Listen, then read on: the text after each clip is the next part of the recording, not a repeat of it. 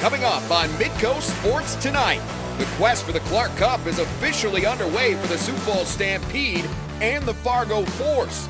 Find out how both teams fared in their postseason openers. Meanwhile, ice and snow is still wreaking havoc on spring sports, but the region's top track and field athletes aren't letting Mother Nature stand in their way. Alex Heiner will have this year's first Platinum Update. All that, plus a look at spring football at USD and NDSU, and another round of head-to-head. And how is everybody doing? I'm Jay Elsen in for Kelly Stewart tonight, and this is Midco Sports Tonight. We start tonight with hockey, where despite going winless in their final 5 games of the regular season, the Sioux Falls Stampede are back in the USHL's Clark Cup playoffs. The Herd earned the 4 seed in a difficult Western Conference, setting up a best-of-3 first-round series with the Lincoln Stars. Game 1 took place last night at the Denny Sanford Premier Center. Lincoln entered the postseason as one of the hottest teams in the USHL, but the Herd seemed unimpressed. Sioux Falls up 1 in the second. Nolan Walker finds Jack St. Ivany. He rips the wrister past Thomas Bamachka, and it's 3-1 Stampede. The Stars cut that lead in half just over 3 minutes later. Cole Krieger finds the 5-hole here, part of a 2-point night for him, and Lincoln is right back in it. Sioux Falls, though, would regain control before the end of the period. Kirill Panyukov gets behind the defense and beats Bamachka on the glove side. Herd up 4-2 after 2. Final frame now. Sioux Falls gives Lincoln a little life here. Walker called for tripping at the 7:26 mark.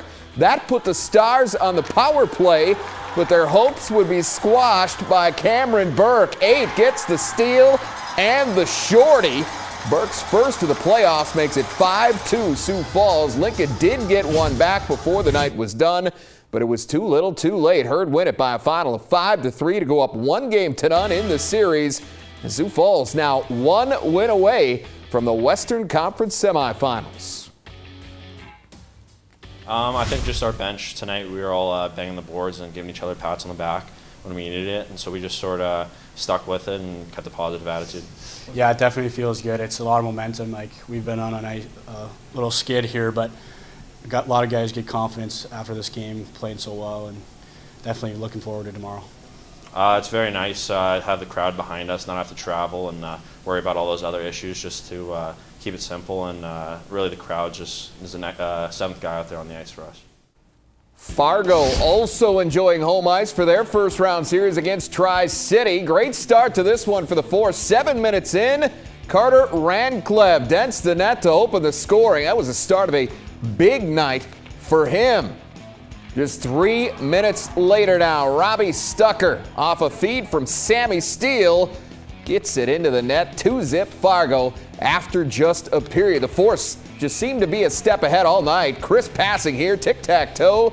AJ Drobot finishes it off, and it's 4-0 home team. But the story of the night was Rancleb, the Moorhead native UND product, lights the lamp again in the third, his second of the game. Force get their first playoff victory at Shields Arena in nearly 5 years by a count of 5-1. Goaltender Strauss Mann very good as well between the pipes. He finished with 32 saves as Fargo takes the 1-0 lead in that best-of-3 series with a Game 2 set for tonight. We will be there, and we'll have a full report tomorrow on Midco Sports Tonight. Meanwhile, in the Eastern Conference, the Chicago Steel evened up their first-round series with the 3rd-seeded Muskegon with a 6-2 victory. Aaron Vidgren and Baker Shore led the way for the defending Clark Cup champs with 3 points apiece. Game 3 between the Steel and the Lumberjacks coming up tonight at L.C. Walker Arena in Muskegon. The other first-round matchup in the East is now in the books. Dubuque completed a road sweep last night with a 5-1 win in Green Bay. The Fighting Saints outscored the Gamblers 8-2 in that series and will now face either top-seeded Team USA or Youngstown in the Eastern Conference semis. Teams will be reseeded for that round, so if Muskegon wins tonight, Dubuque will get Team USA, and if Chicago wins, the Fighting Saints will face Youngstown. All right, coming up next on Midco Sports Tonight, it's looking like a mirror for a pair of North Dakota high school baseball teams. Jody Norstead makes the comparison between these two promising programs next.